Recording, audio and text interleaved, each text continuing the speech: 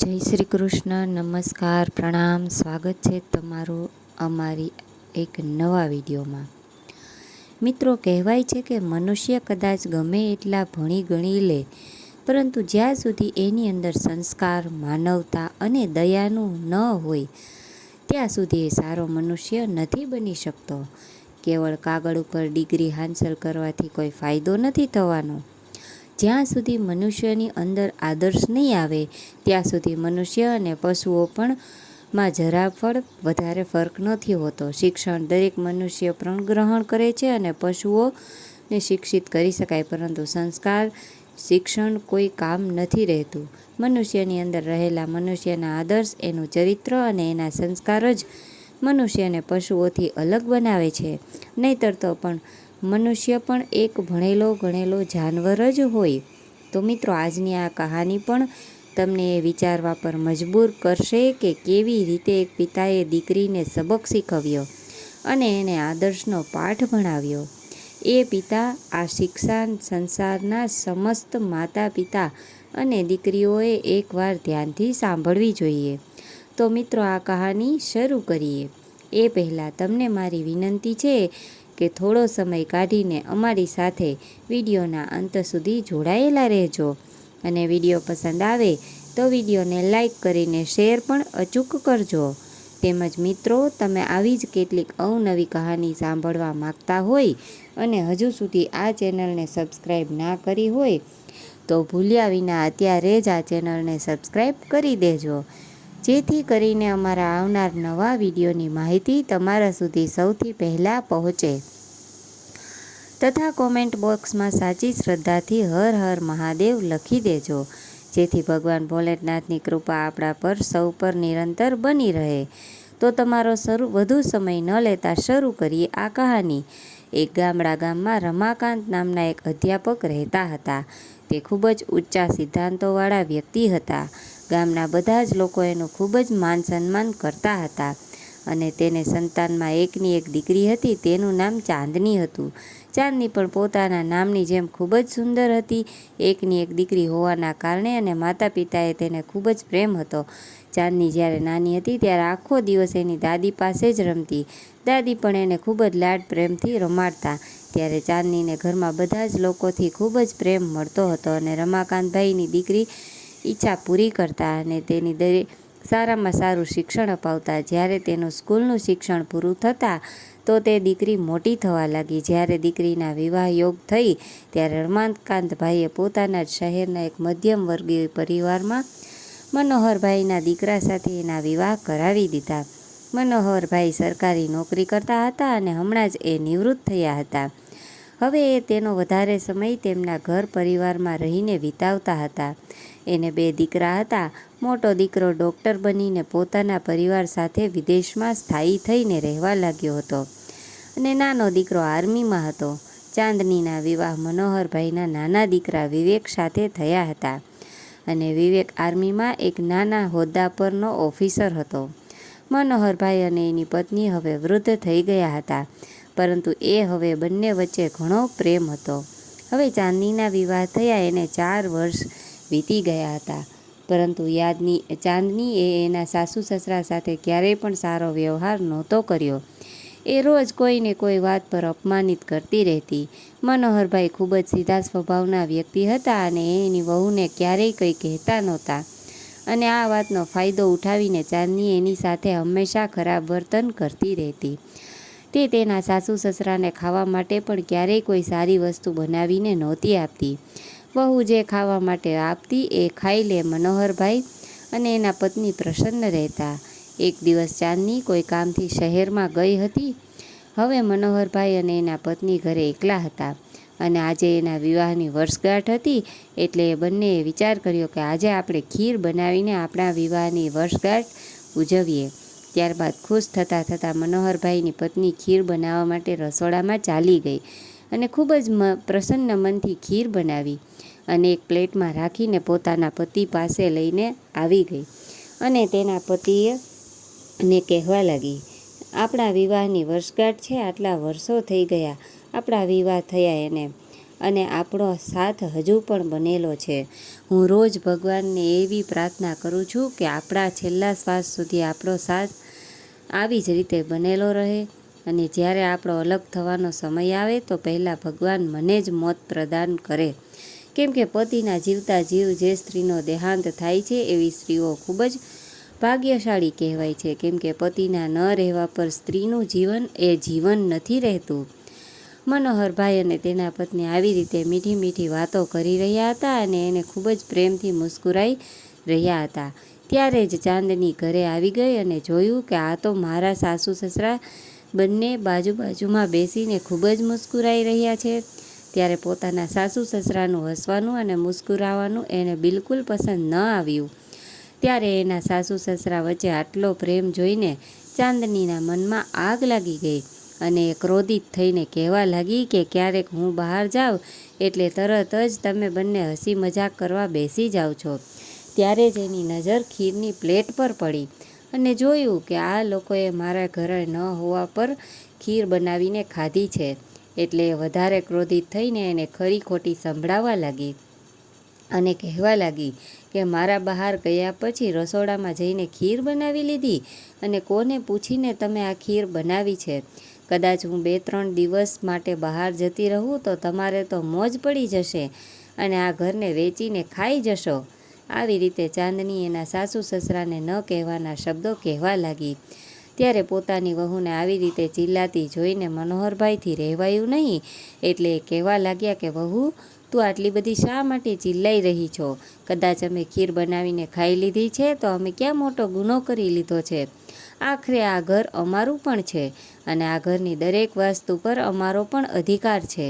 અમે આ ઘરમાં બધી અમારી મરજીથી રહી શકીએ છીએ અને ખાઈ પણ શકીએ છીએ અને તને આ વાતથી શું તકલીફ થાય છે? પોતાના સસરાની આવી વાત સાંભળીને ચાંદની કહેવા લાગી કે અરે ઓ બુઢા, આ ઘરમાં તમારું નથી. તમારે આ ઘરમાં રહેવું હોય તો મારા હિસાબથી ચાલવું પડશે, નહીંતર તમારી મરજી હોય ત્યાં જતા રહેજો. તમને બંનેને મારા ઘરમાં રાખવાનો મેં કંઈ ઠેકો નથી રાખ્યો. તમારે એક બીજો દીકરો પણ છે અને તમે એની પાસે પણ કેમ નથી જતા રહેતા? ભાગલા પાડતી વખતે તમે કાંઈ અલગથી મને નથી આપી દીધું. જેટલું તમે તમારા મોટા દીકરાને આપ્યું હતું એટલું જ મને આપ્યું છે. તો પછી કયા હકથી તમે મારા ઘરમાં તમારી મન મરજીથી રહી શકો છો? ત્યારે વહુની આવી વાતો સાંભળીને મનોહરભાઈ ધીરેથી કહેવા લાગ્યા કે વહુ, અમે આ ઘરમાં રહીને એવો કયો ગુનો કરી દીધો છે કે તું અમારા પર આટલો બધો ગુસ્સો કરી રહી છે? અમે તો ફક્ત ખીર બનાવીને ખાધી છે. શું ખીર ખાવી એ અમારો ગુનો છે? આ ઘરમાં અમારો દીકરો કમાય છે ને શું અમારા દીકરાની કમાણી પર અમારો કોઈ અધિકાર નથી? ગઈ વખતે એ નોકરી પરથી આ ઘરે આવ્યો હતો ત્યારે તને એવું કહીને ગયો હતો કે મારા માતા પિતાનું ધ્યાન રાખજે. મારા માતા પિતા જે ખાવાનું માગે એ બનાવીને ખવડાવતી રહે છે અને આજે તું ઘરે નહોતી અને અમે લોકોએ ખીર બનાવીને ખાઈ લીધી તો અમે કોઈ ખરાબ કામ નથી કરી દીધું. ત્યારે જ ચાંદની ચિલ્લાઈને એના સાસુ સસરાને કહેવા લાગી કે હું ઘરે નહોતી ત્યારે જ તમે ખીર કેમ બનાવીને ખાધી? તમે નથી ખબર કે આજકાલ દૂધ કેટલું મોંઘું છે અને પૈસા કોઈ ઝાડ પર નથી ઉગતા? કદાચ તમારે ખીર ખાવી હતી તો મારા આવવાની રાહ જોઈ હોત તો શું વાંધો હતો? હું ઘરે આવું ત્યાં સુધી પણ તમે રાહ જોઈ ન શક્યા. ત્યારે ચાંદનીના સાસુએ કહ્યું કે વહુ, ખીર બનાવવા માટે મેં થોડું એવું દૂધ લીધું હતું. બાકીનું વધેલું બધું જ દૂધ મેં ફ્રીજમાં રાખ્યું છે.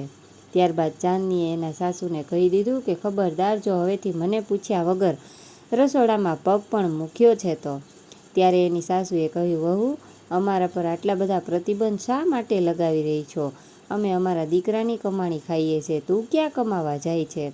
અને જે દિવસે અમારો દીકરો અમને ખાવાની ના પાડશે એ દિવસે અમે નહીં ખાઈએ. તું અમારા પર આટલી બધી ગુસ્સે શા માટે થઈ રહી છો?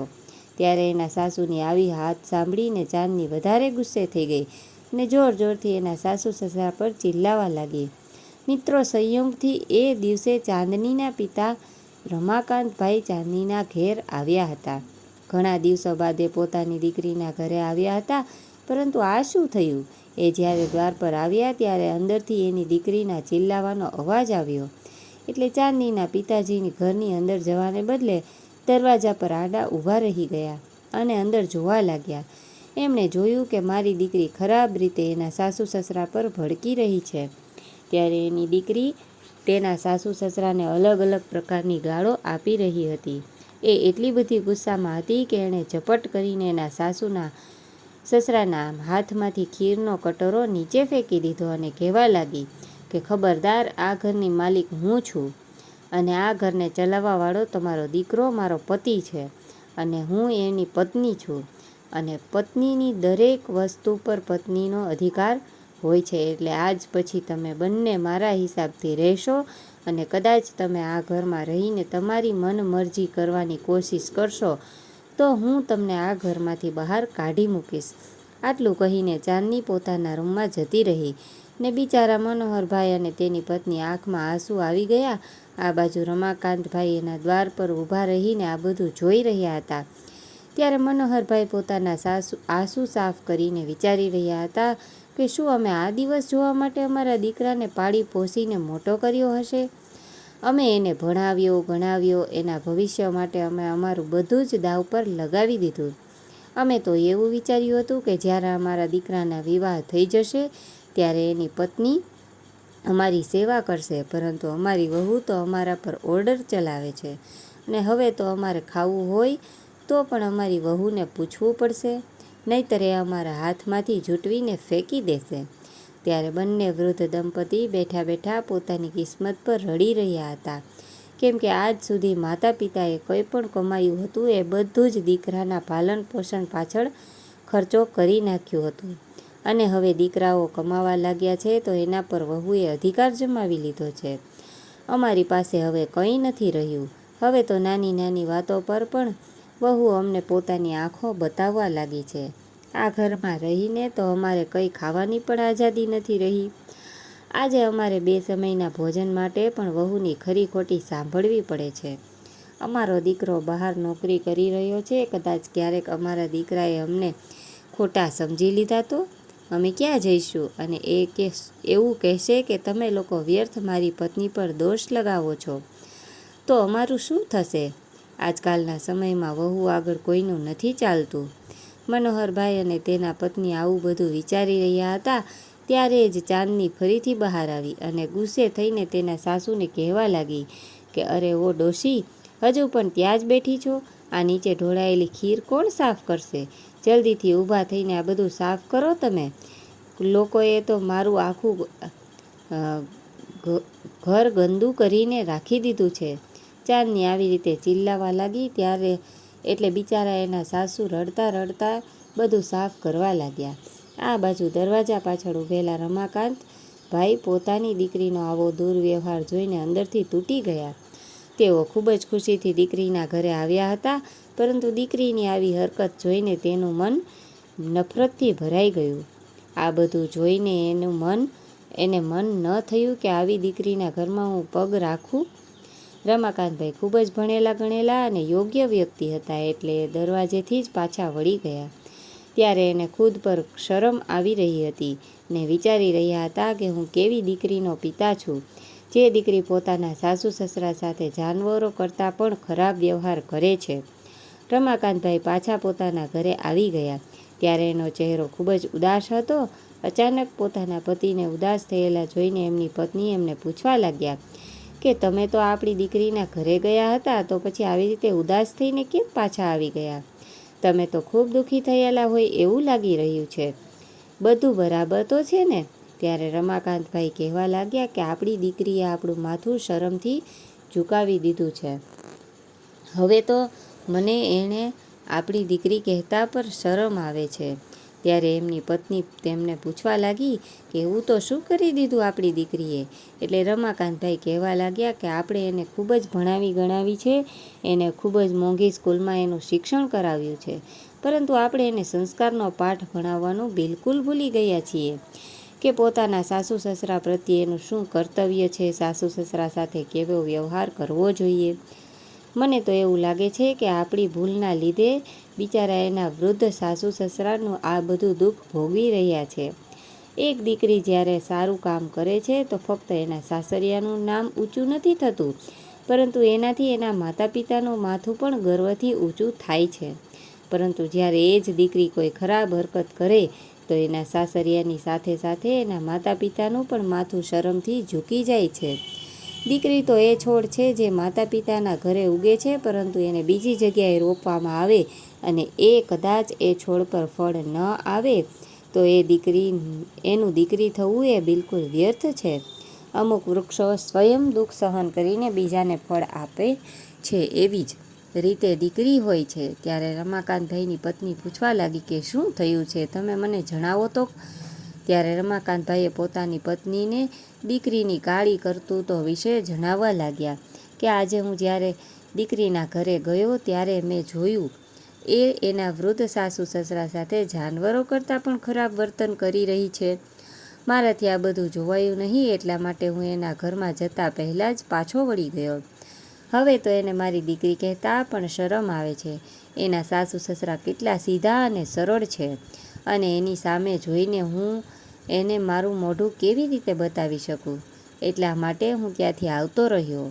મને એવું લાગે છે કે આવી દીકરીના માતા પિતા બનીને આપણે ખૂબ જ દુર્ભાગ્યશાળી માતા પિતા બની ગયા છીએ. એટલે આપણે હવે આપણી દીકરી સાથે બધો જ સંબંધ પૂરો કરવો જોઈએ. રમાકાંતભાઈની આવી વાત સાંભળીને એની પત્ની કહેવા લાગી કે તમે શું કહી રહ્યા છો? એ આપણી દીકરી છે. કદાચ સંતાનો એના રસ્તા પરથી ભટકી જાય તો એનો ત્યાગ કરવા કરતાં તો આપણે એને સુધારવા જોઈએ. સંબંધ તોડવાથી તો એની અંદર હંમેશા માટે સંસ્કારોની કમી રહી જશે. ત્યારે રમાકાંતભાઈ કહેવા લાગ્યા કે આપણે એને બધું જ આપ્યું હતું, ખૂબ જ લાડ પ્રેમથી ઉછેરીને મોટી કરી હતી, પરંતુ આપણે એક ખૂબ જ મોટી ભૂલ કરી છે કે સંબંધ કેવી રીતે નિભાવવા જોઈએ એ એને નથી શીખવાડ્યું. અને આજના બાળકોને સ્કૂલ કે કોલેજોમાં તો સંસ્કાર શીખવાડવામાં આવતા જ નથી. ઉલટાના એને અંગ્રેજ બનવાની શિક્ષા આપવામાં આવે છે અને અંગ્રેજ બનીને સંતાનો માન મર્યાદાની વિપરીત ચાલવા લાગે છે. પોતાના માતા પિતા પ્રત્યે પણ એનો વ્યવહાર સન્માનજનક નથી રહેતો. શિક્ષણની સાથે સાથે કદાચ આદર્શોનો પાઠ ભણાવવામાં આવે તો જ તેના જીવનમાં શિક્ષણ સાર્થક બને છે. આટલું કહેતા જ રમાકાંતભાઈની આંખોમાં આંસુ આવી ગયા. ત્યારે એની પત્ની કહેવા લાગી કે જુઓ, આ સમય દુઃખી થવાનો નથી, પરંતુ પોતાની જાતને સંભાળીને કંઈક કરવાનો છે. તમે આપણી દીકરીને અહીં બોલાવો તો હું એને બધું જ સમજાવી દઈશ. તમે બિલકુલ ચિંતા નહીં કરતા. મિત્રો, જ્યારે રમાકાંતભાઈ તેની પત્નીએ સમજાવ્યા ત્યારે રમાકાંતભાઈને થોડું ધૈર્ય બંધાયું ને બીજા દિવસે એ પોતાની દીકરીને લેવા માટે એના સાસરિયામાં પહોંચી ગયા. સૌથી પહેલાં એ પોતાના વેવાઈને મળ્યા, એને પ્રણામ કર્યા, એના હાલચાલ પૂછ્યા. ત્યારબાદ એ પોતાની દીકરીને બોલાવી લઈ જવા માટે એની પાસે રજા માંગવા લાગ્યા. ત્યારે તેમની દીકરી ત્યાં ઊભી હતી. એટલે આ બધું જોઈને તેની દીકરી એકદમ અકળાઈને કહેવા લાગી કે પપ્પા, આમાં તમારે એની અનુમતિ માગવાની શું જરૂર છે? હું મારા માતા પિતાના ઘરે જઈ રહી છું, બીજે ક્યાંય નથી જઈ રહી. આવી રીતે રમાકાંતભાઈ પોતાની દીકરીને બોલાવીને પોતાના ઘરે લઈ આવી અને ચાંદની પોતાની માને મળીને ખૂબ જ રાજી થઈ ગઈ. તેની માએ પણ પોતાની દીકરીને પ્રેમથી ગળે લગાવી અને કહ્યું, દીકરી, તું બેસીને આરામ કર, ત્યાં સુધી હું તારા માટે કંઈક ખાવાનું જઈને લઈ આવું છું. ત્યારે ચાંદની કહેવા લાગી કે માં, તમે ખાવાનું છોડો, મને એ બતાવો કે મારી દાદી ક્યાં છે? મારી દાદી કેમ ક્યાંય દેખાતા નથી? મિત્રો, ચાંદની એના દાદીને ખૂબ જ પ્રેમ કરતી હતી. પોતાની દીકરીના આવા પ્રશ્નથી તેની માએ એને અટપટો જવાબ આપી દીધો અને કહેવા લાગી, એ ડોશી ક્યાંક પડી હશે, મને શું ખબર? હું એની આગળ પાછળ થોડી ઘૂમતી રહું છું. મારે ઘરના બીજા ઘણા બધા કામ હોય છે. હવે ચાંદની પોતાની માના મોઢેથી એના દાદી વિશે આવું સાંભળીને હેરાન રહી ગઈ અને ઉદાસ થઈ ગઈ. પરંતુ એણે એની દાદીને મળવું હતું એટલે ચાંદની પોતાના દાદીમાને ઘરમાં જ્યાં ત્યાં શોધવા લાગી. ત્યારે એણે જોયું કે એના દાદીમા બાથરૂમની બહાર પડ્યા હતા. ત્યારે પોતાના દાદીને આવી હાલતમાં જોઈને ચાંદની દોડીને તેના દાદી પાસે આવી ગઈ અને એને બોલાવીને બેસાડી દીધા અને ગુસ્સો કરીને એની માને પૂછવા લાગી કે મમ્મી, તમે મારા દાદીમાની આવી હાલત કેમ બનાવી દીધી છે? જુઓ તો ખરા એ કેટલા કમજોર થઈ ગયા છે. તમે એને કંઈ ખાવા આપો છો કે નહીં? ત્યારે ચાંદનીની બાએ તરત જ કહી દીધું કે અરે દીકરી, તું આ ડોશીની વાત છોડ. એ તો રોજ રોજ આવા નાટક કરતી રહે છે. આ ઉંમરે એને કંઈ પચતું નથી અને રોજ રોજ કપડાં ગંદા કરતા રહે છે. એટલા માટે મેં એને બાથરૂમ પાસે રાખી દીધા છે, એટલે વારે વારે મને પરેશાન ન કરે. ત્યારે ચાંદની એની માને કહેવા લાગી, અરે માં, કદાચ દાદીએ એની પસંદનું કંઈ ખાઈ લીધું હોય તો શું થઈ ગયું? વૃદ્ધાવસ્થામાં એનું પણ કંઈક ખાવાનું મન થતું હશે અને એનું પેટ ખરાબ થઈ ગયું તો શું થયું? એને દવા આપવી જોઈએ. અને તમે દાદી સાથે આવું વર્તન શા માટે કરો છો? આટલું કહીને એ પોતાની દાદીને ઉઠાવીને એના રૂમમાં લઈ ગઈ. પરંતુ ચાંદનીની માએ થોડીવાર બાદ દાદીમાનો હાથ પકડીને એને ફરીથી બાથરૂમની બહાર છોડી દીધા અને કહેવા લાગી કે ચાંદની, આ ડોશી આખી પથારી ભીની કરી દેશે, એટલે આને અહીંયા જ પડી રહેવા દે. પોતાની માનો આવો વ્યવહાર જોઈને ચાંદનીને પોતાની મા પર ગુસ્સો આવવા લાગ્યો અને કહેવા લાગી, માં, તું કેવી કઠોર છો? દાદી સાથે જાનવરો જેવું વર્તન શા માટે કરે છે? ત્યારે એની માએ ગુસ્સો કરીને કહ્યું, બેટા, તું ચૂપ રહેજે. આ તારું ઘર નથી, આ મારું ઘર છે અને અહીંયા મારી મરજી ચાલશે. હું જેવું ચાહીશ એવું જ કરીશ. તારે એનાથી શું લેવા દેવા છે? તું તો આ ઘરની મહેમાન છે, એટલે મહેમાન બનીને રહેવાની કોશિશ કર, પરંતુ આ ઘરની માલિક બનવાની કોશિશ નહીં કરતી. ત્યારે ચાંદનીએ કહ્યું, માં, તું ખૂબ જ કઠોર બની ગઈ છો. તને દાદી સાથે આવું વર્તન કરવામાં શરમ નથી આવતી? કમસે કમ એની વૃદ્ધાવસ્થાનું તો ધ્યાન રાખ્યું હોત. ત્યારબાદ ચાંદની એના પિતાને કહેવા લાગી, પિતાજી, દાદી તો તમારી માં છે. મારી માં એની સાથે આટલી બધી કઠોરતાથી વર્તન કરે છે. આ જોઈને તમને ખોટું નથી લાગતું? તમે મારી માને કંઈ કહેતા કેમ નથી? ત્યારે પોતાની દીકરીની વાત સાંભળીને રમાકાંતભાઈને ખૂબ જ ગુસ્સો આવ્યો અને એણે તરત જ પોતાની દીકરીના ગાલ પર એક તમાચો મારી દીધો અને કહેવા લાગ્યા કે તું મને શિક્ષા આપી રહી છો? તું તો ખુદ તારા સાસુ સસરા સાથે જાનવરો કરતાં પણ ખરાબ વર્તન કરી રહી છો અને મને શીખવાડવા આવી છો? તારા સાસુ સસરા એની પસંદનું કોઈ ખાવા માગે તો તું એના હાથમાંથી લઈને ફેંકી દે છો અને ત્યારબાદ નોકરોની જેમ એની પાસે જ સાફ કરાવે છે અને એની સાથે રોજ દુર્વ્યવહાર કરે છે અને ઊંચા અવાજમાં ગાળો આપે છે. એ સમયે તારા સંસ્કાર ક્યાં જાય છે? તું તારા સાસુ સસરાને ખાવા પીવા માટે દુઃખી કરે છે. તારી મરજી વગર એ લોકો રસોડામાં પણ નથી જઈ શકતા. દીકરી, વૃદ્ધ વડીલો સાથે કેવો વ્યવહાર કરવો જોઈએ એ તો અમે તારી પાસેથી શીખ્યું છે. કાલે જ્યારે હું તારા સાસુ સસરા સાથે ખરાબ વર્તન કરી રહી હતી, એ સમયે હું તારા ઘરના દરવાજા પર ઊભો હતો. હું ખૂબ જ ખુશ થઈને તારા ઘરે આવ્યો હતો, પરંતુ તારો આવો વ્યવહાર જોઈને હું ત્યાંથી જ પાછો વળીને આવતો રહ્યો. હું તો કાલે જ તારી સાથે બધો સંબંધ પૂરો કરવા જઈ રહ્યો હતો, પરંતુ તારી માએ મને સમજાવ્યો એટલે મારો ગુસ્સો શાંત થયો. દીકરી, મને તારી પાસેથી આવી આશા નહોતી કે એક દીકરી પોતાના પિતાજીનું મસ્તક પણ ઊંચું પણ ઉઠાવી શકે છે અને ઝુકાવી પણ શકે છે. તને જોઈને તો મને એવું લાગી રહ્યું છે કે તારી અંદરની માનવતા મરી ગઈ છે અને આજે તારી દાદી ઉપર તને દયા આવી રહી છે. ત્યારે પોતાના પિતાની આવી વાત સાંભળીને ચાંદનીના પગ નીચેથી જમીન સરકી ગઈ. એની પાસે પિતાજીને કહેવા માટે કોઈ શબ્દો ન હતા. ત્યારે ચાંદનીની માં કહેવા લાગી કે દીકરી, તે તારા સાસુ સસરા સાથે સારો વ્યવહાર નથી કર્યો. જે પતિની તું દેવતા સમજીને પૂજા કરે છે, એ દેવતાના માતા પિતા તારા સાસુ સસરા છે અને એની સાથે તું આટલું ખરાબ વર્તન કરે છે. શું તને અમે આવું શીખવાડ્યું હતું? જરા વિચાર તો કર. કદાચ આ વાતની તારા પતિને ખબર પડશે તો એ તારી કેટલી ઇજ્જત કરશે. ત્યારે પોતાની માની આવી વાત સાંભળીને ચાંદની જોર જોરથી રડવા લાગી અને પોતાના માતા પિતા પાસે માફી માગવા લાગી. ત્યારે ચાંદનીના પિતા કહેવા લાગ્યા કે દીકરી, કદાચ તારે માફી જ માગવી હોય તો તું તારા સાસુ સસરા પાસે માગ, કેમ કે તે એને દુઃખ આપીને એનો અપરાધ કર્યો છે. ત્યારે ચાંદની કહે છે, પિતાજી, મારાથી ખૂબ મોટી ભૂલ થઈ ગઈ છે.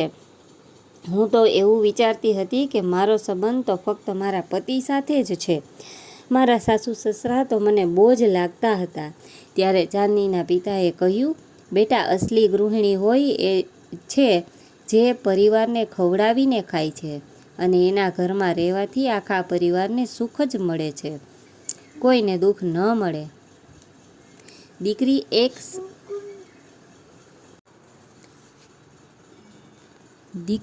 દીકરી સાથે બે પરિવાર જોડાયેલા હોય છે અને કદાચ દીકરીના લીધે પરિવારની પ્રતિષ્ઠાને દાગ લાગે તો બે પરિવાર બદનામ થાય. દીકરીની એક ભૂલથી બે પરિવાર કલંકિત થાય છે. ત્યારે લોકો એના માતા પિતાને પણ હીન દ્રષ્ટિથી જોવે છે. દીકરીનું ખરાબ વર્તન પિતાનું માન ઘટાડે છે. જ્યારે કોઈ દીકરી નામ કમાય છે ત્યારે એના પિતાનું નામ પણ ઊંચું થાય છે. દીકરી કોઈ પણ વ્યક્તિની ઇજ્જત ખુદથી કહાવામાં નથી હોતી, ખવડાવવામાં હોય છે. ખુદ તો પશુ પક્ષી પણ ખાય છે અને પતિના માતા પિતાનું સ્થાન તારા માતા પિતાની જગ્યાએ હોય છે અને કદાચ એ દુઃખી રહેતા હોય તો તારા માતા પિતાને પણ દુઃખ થશે. ને જે વ્યક્તિની બીજો સમાજ ઇજ્જત કરે છે, વડીલ વૃદ્ધોને ક્યારેય વૃદ્ધ ઇજ્જત કરે છે, એની આંખો એટલા માટે આપણા ઘરમાં સમજીને એનું અપમાન ન કરવું જોઈએ.